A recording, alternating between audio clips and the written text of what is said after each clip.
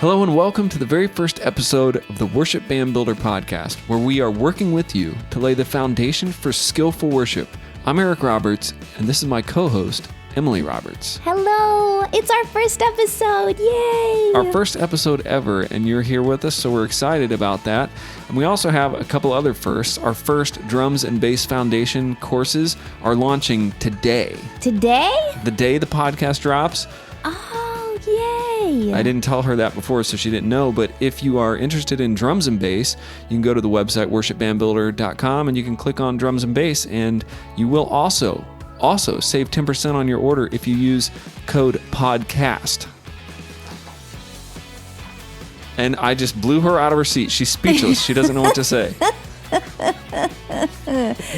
Code PODCAST. And today we're talking about how to make your job less stressful and more enjoyable. Yes. We titled this one, You Can Thank Yourself Later, because everything we're telling you today, all of these tips, will make your job so much more enjoyable. It will take all of the stress out of what you're doing. Yeah, when being a worship leader or being in a band can be very stressful. If you let it get ahead of you. Yeah, probably some of the most stressful moments of my life have been based around being a worship leader or being in a band or trying to perform or trying to learn songs. And sometimes I go, why am I doing this to myself? I could just be sitting on a beach somewhere doing something. But we know why we're doing it. That's not what today's episode's about. But we don't want to freak out and be so stressed out. So there are some things on our list that we can do this year. This is the beginning of the year, the beginning of 2020, that we can do to make our job easier. And I'm just going to start going down these. We'll talk about them. Plan way ahead. This is songs and band scheduling 3 to 4 months at a time. 3 to 4 months. That sounds like a lot. Yeah, that sounds like an overachiever, a worship leader overachiever. You're going to plan out 3 or 4 months in advance your set schedule and your band schedule or your songs. That's doable, but it's crazy. What do you think about that? Do you give that schedule out to your band members ahead of time so they can give you a heads up on whether they can be a part of that, if they can help when you need them to help? Yeah, I say, yeah, and I think this is something that I learned years ago when I was scheduling 3 to 4 months out. Actually, I started doing it when I was getting really organized, and I started noticing it was actually easier to schedule 3 to 4 months out than it was to just schedule a month out and then kind of keep going a month and a month. The month goes by so fast. By the time you get your schedule done, you think you're all finally done. You got that out of your head. It's a month later, and you got people that you have to reschedule again. So we can talk a little bit about how you do it. Yeah, I would schedule 3 to 4 months out. I would use a spreadsheet. Now, this was before Planning Center, and so I'm dating it way back. But I think Planning Center had just sort of come on the scene. But you could schedule people out 3 to 4 months. But I had rotating bands and a schedule that went out 3 to 4 months. And then like the song list can be scheduled out pretty far. And there's really a lot of reasons to do that, but you can also change it. So it's not like set in stone. So if you get your 4-month plan, you know who's playing in the band. You've got everybody kind of, yes, I'm going to play. And we can talk more about that in future episodes about how rotating bands and creating that kind of scenario. But the idea for today is that if you can get planned out 3 to 4 months in advance, then for those 3 to 4 months, things will run smoother and your stress levels will melt away. It will be, and people know what's going on. Yes. Letting everybody else in on what you're doing is crucial to making a cohesive team. And I think planning the songs out ahead of time makes good sense because you don't have to remember what you did last week. Planning at the last minute means you've probably already forgotten what you did last week. And then you have to remember, okay, what songs did we do? Because I don't want to repeat that. What songs did we do 2 weeks ago? Because it might be too soon for this song or that song. You know, if you've planned those all out ahead of time, then you can put the songs in place and not worry about it anymore. Yeah. And, if you plan ahead, there's a couple good things about planning ahead. One is, and the people will know what's going on. So if you know your drummer's schedule and he knows his work schedule, if you're dealing with people who are saying, well, I only know my schedule every 2 weeks. I mean, this is, people don't really work on Sunday either, really, do they? I mean, some people do. Sometimes. So depends on, I guess your job. You could work Sunday. A lot of people's kids have sports stuff on Sunday. Yeah, they do. That's true. So you really have to have a committed group, and you have to say, this is the commitment you're making. And then we're planning out 3 to 4 months. The worst thing to do is be planning week to week or every 2 weeks. People that really are committed are going to not really know what's going on. Look, here's the thing. I would take 3 to 4 months on a spreadsheet. I would put the bands and I would rotate the bands. I would give them this is what's happening. Along with that, I would give them the set list that were sort of in a draft mode, but they were like pretty much 85% done. And they would be all the way out for 4 months. So you can plan, we're introducing this new song. You can plan, we're doing these extra practices, or we can plan around these holidays where our practice is changing. All of that's ahead of time. So these people know it. So 3 to 4 months out in a draft form, but is 85% complete, is really, perfection, because you can fill in then each week or each couple weeks, you can just fill in those things. The other thing for the band is they can be practicing the songs for months in advance. And that's really a key to making it less stressful. For them and for you. Yeah. And really, as a worship leader, for me, it became just maybe more of a selfish thing. I mean, it helped the whole team, but it was about me. It wasn't about the team. Really, it does help the team. But for me, I just knew after literally a couple hours on a Monday morning, I could have 4 months planned. And then that was my infrastructure that I could put that aside instead of just frantically always trying to plan. It was about me. It was about me being confident, knowing what's coming. And then the band liked it too. And when you have to change, you have to change. But you are planning way in advance. Okay, so the next one on here says play in the zone. What do you mean by that? Play in the zone. Well, pick songs that you can play. So it doesn't matter what level of player you are, if you're a very beginner and you have a small, very beginning team, or if you're, a highly professional player and you're playing with highly professional people, or you could be a highly professional player playing with a lot of beginners. Whatever it is, it's your job kind of as the director, worship leader, volunteer, whatever you are, to know what your zone is, to know what is going to be successful. So if you don't have a really strong electric player, don't pick a lot of really strong electric lead guitar songs from Lincoln Brewster. And his newer stuff isn't so like that, but the older stuff was. So you have to be real careful in picking your songs and arranging them to be in a zone that makes you successful. I think that's probably one of the biggest hangups when you're getting started, or even as you're going, is trying to do more than you can, because that's going to be stressful. And it frustrates the whole band when you have a song that not everybody is at that playing level. It reminds me of when I used to go to holiday dinners at my grandmother's house, and she would say, now, Grandma doesn't care what you take as long as you eat everything on your plate. Right. And that's kind of what we do is we get these grand visions of what we think we want, but then we really can't finish the plate. Right. And I've done that before. I mean, I've had as I was growing one of my bands once, I would hear a song and I would just think, this is it, this is the song. Mm-hmm. And then about halfway through practice, I would just shut it down and be like, we're not doing this song. This song's going to wait. I mean, you're constantly pushing the zone, or at least I was, but sometimes you push that zone too far and you go, okay, this doesn't sound like I want it to, and I don't think it's going to sound like it for now, so we're going to scrap the song. That's okay too. When you're trying to find your zone, it's okay to test it out, and you're going to have to, especially if you take on a new church or if you're starting a band and you're getting new volunteers. They may surprise you and be able to play really well some hard stuff, even different styles like country or gospel or, more rock, modern stuff. Your guys and your girls on the band, they're going to have a talent level to certain styles as well. So I know that song I was trying to do was an Amy Grant song, and it had more of a country vibe to it, but our band was very much more like Tomlin rock band, and it just sounded terrible. So I was like, no, we're not doing this song. But I wanted to do it bad.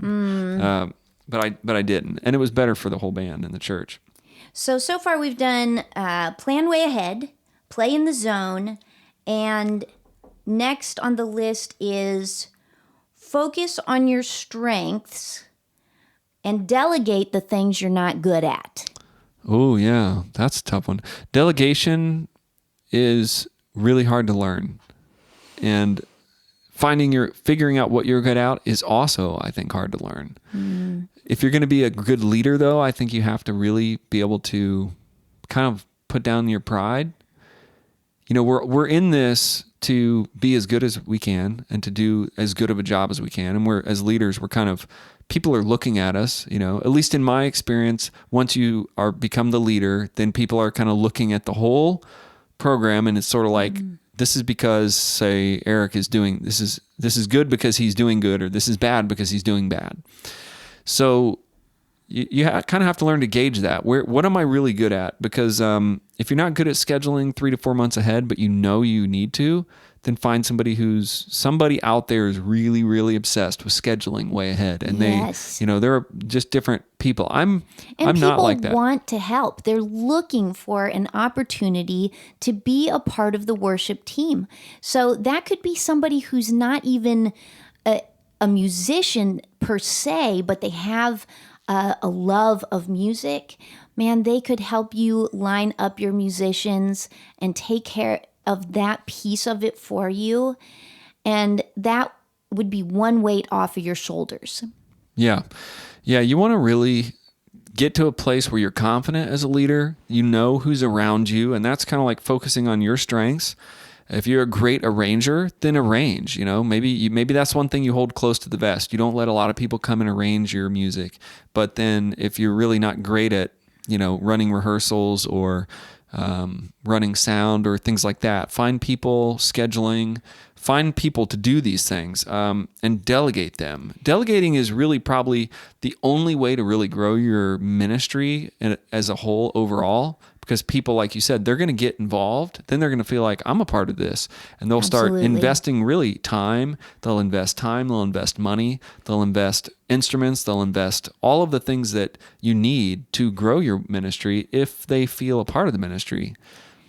I think that a lot of us get stuck in that if you want something done right, you have to do it yourself mindset. But truly, I think... my degree is in teaching, and one of the most important pieces of advice I think that anybody ever gave me was just to say, you don't always have to have the answer. It's okay to say, I don't know, but let's look it up together. Now that's a teaching example, but for worship, you can say, I'm not really comfortable with this soundboard, but I know who is. And you go to them for that piece of it. Right. Yeah. So maybe instead of, some people are really good at what they're good at. I was talking to one of my friends today. I'm like, you're good at telling people that you're good at this. And, and I'm pretty good at that too. You're good at telling people that you're good at things. Yeah. You're good at telling people you're good at things. And I was just kind of teasing him because we've kind of it's always kind of been like a joke between us, and every guitar player has an ego, so it's like we were talking about guitar, and it was like, well, you're always good at telling everybody how good you are at guitar, so that's just kind of the way guitar players are. They're really fast to tell you, like, look what I can do. But maybe if you're good at that, just write down your strengths, or what's better on the list here is eliminate your worry by making a list of your weaknesses instead. So write down some things that you hate. And really your weakness is, like, for me, it's like taxes, doing all the paperwork. That's like, I'm a creative person. So yeah, I want to play with the soundboard. But then if you tell me to go do the taxes, I'm like, I'm not really good at that because I don't want to do it. So write down what you're not good at. What you're not good at because you pretty much don't want to do it. And when you do it, it's just okay. So I would say write down the list of your weaknesses and then try to make those stronger, but then try to find people that are, the point that is you don't can have plug to, in. yeah, the point is you don't have to do it all yourself. You're good at some things, but you're not good at all things. I mean, I think as a worship leader and as a leader in general, if we can admit to our own selves, like we stink at this, and we can know that that's okay, then maybe we'll be okay delegating that to people. And I've always done that. There is something you said earlier, if you want it done right, do it yourself. There are some things in your ministry that you're going to know that if I want this done, because I do have that problem a bit. If you want it done, do it yourself. And I'm a doer. I'm a self-doer. I do everything. I try to do everything myself, and I'll figure it out. But in ministry, there's a lot of times when you're like, no, I'm going to have these people do these things. Some of these things you're only going to want to do yourself, and you're going to know that if I do this part, it's going to be the best. I'm the best person to do this part. That's okay.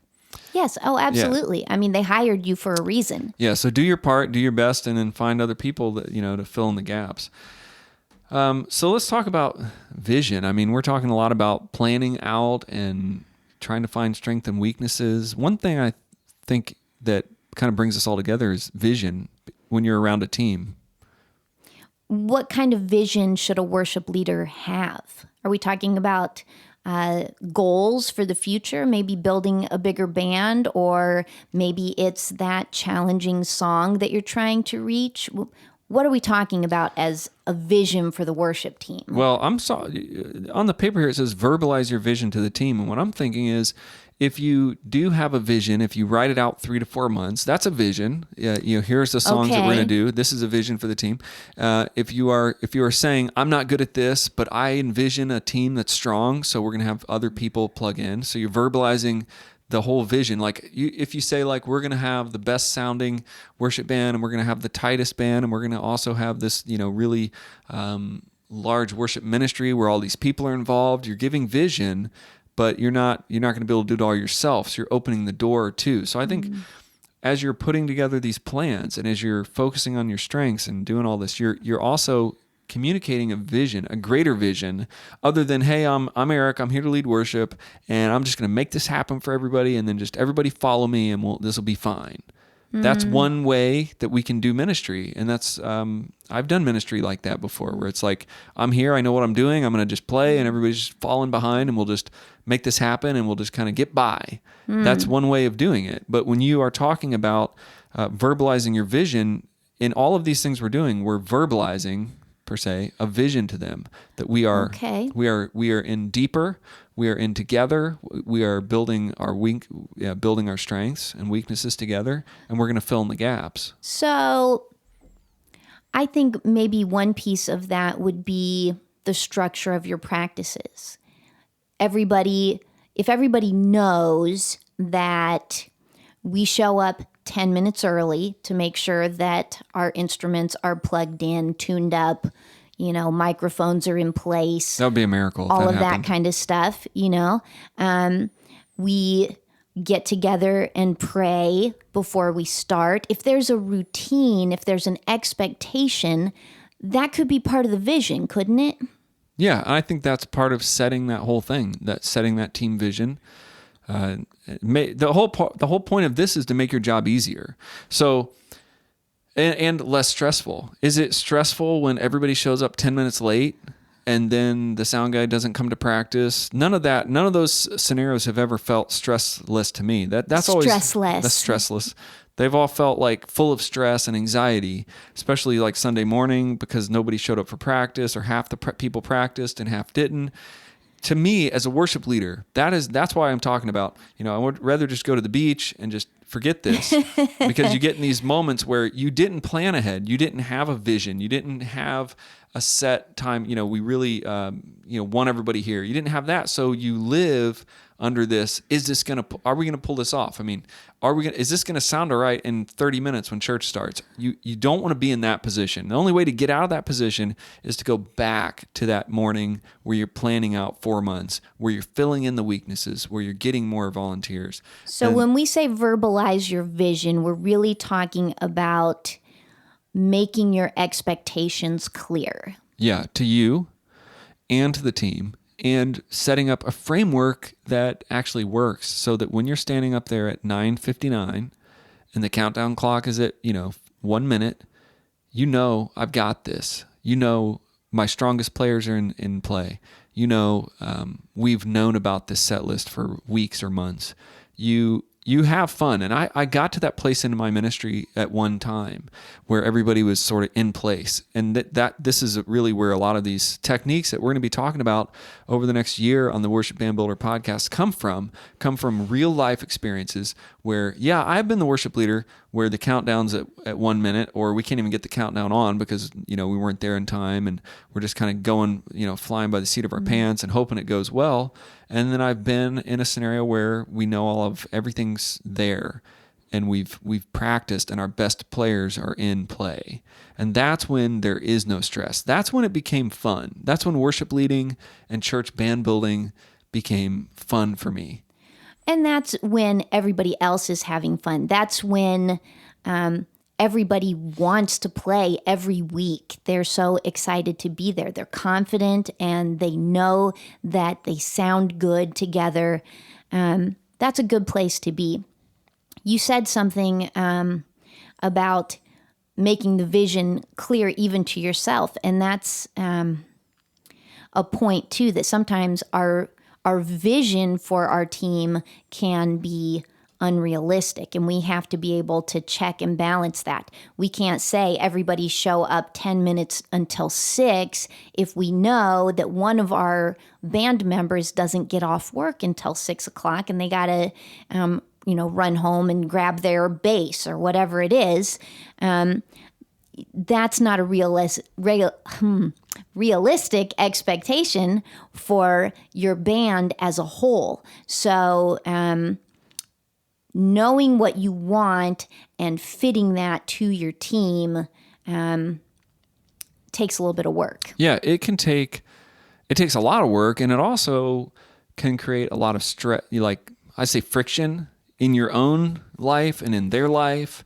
And as a leader, if you're committed to that church and to those people, then you have to be able to, and we'll be talking about this in future podcasts, but you have to be able to work with that team, cast that vision, and pull them on. I remember times when I've asked my drummer, hey, I need you to be here for 3 weeks a month. And he's kind of like, I don't know if I can do this, and pray about it. And really, this is the vision of the team. This is the teams that we're building. This is how we're going to be rotating. And so you're not just working by yourself, like everybody has to do what you say. But as a real leader with less stress, you're looking at each one of those guys and girls as a part of the greater team. And they do have kids, they have everything. So the verbalizing the vision helps remove the friction, but it happens over time. So one of the biggest stresses probably that I've felt that I listen to worship leaders and pastors all over the United States say they don't have enough musicians to fill the stage, or they just can't get enough people to play. So if that is what we're talking about, instead of, hey, we have so many musicians, we're rotating. I mean, if you feel that, you're like, feel good about yourself. But a lot of you are saying, hey, I can't find enough drummers, or we only have one drummer and he can only play every other week.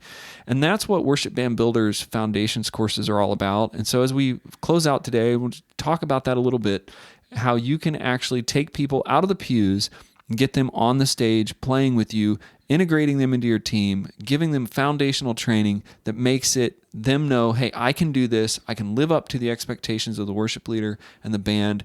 And you got to know, there are people out there right now in your pew that are going, I wish I could play the bass, or I want to play the drums.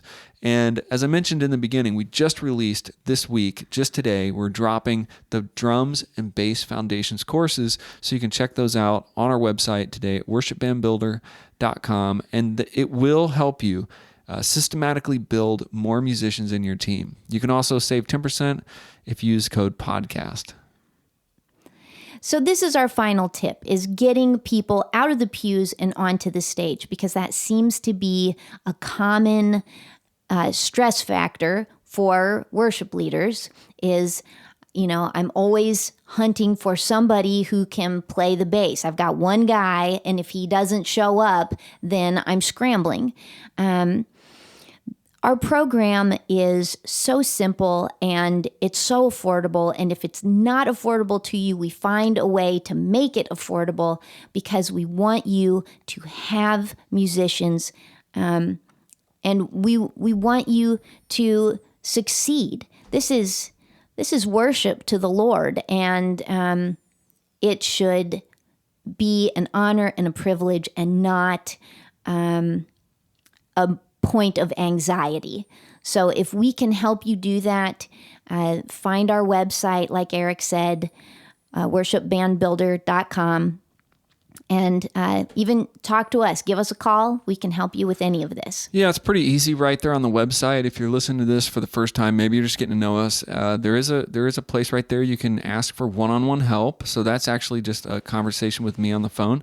And you can also ask for financial assistance through our Unite program, where we have people who are donating to help smaller churches, because right now that is a problem. You're a small church. Maybe you need instruments, you need budget, you need musicians, and training could that affordable price that we think is affordable to your small church may just be out of the limits of your mind to be able to afford that. And when that happens, just let us know. We have people who are willing to donate those ministry training tools to you. And, really, it's all about starting the journey, thinking to yourself, I know what I want. If you're a pastor, a worship leader, I want a stress-free worship environment where people can meet God. They can come in, and when they leave, they can feel like they've been changed, they've worshiped, they've made that expression through music. And in order to do that, there's a lot that leads up to that. You don't just willy-nilly walk up to the stage and throw on a track and then it just happens. There's a lot of planning. And if you're listening this far into this podcast today, I believe that you are called and you are developing talent in yourself or in your church. And that's the thing you have to remember, is you're called to do this, and that God is giving you and will give you the strength to do it if you just press in and do the right things, plan ahead. Nothing just happens, just maybe when you meet that one you love, you see him for the first time, things just happen. But when you're talking you look across the table into your microphone. Yes, and you say, this has got to be the one. But that's what we have today. So we thank you for joining us in the Worship Band podcast, and we'd like you to take a moment just to share this, to hit the like button if you're listening on YouTube. Now you can listen to the podcast anywhere you can get your podcast, also on YouTube and any other platform in the entire universe. What a great world we live in today. God bless you guys.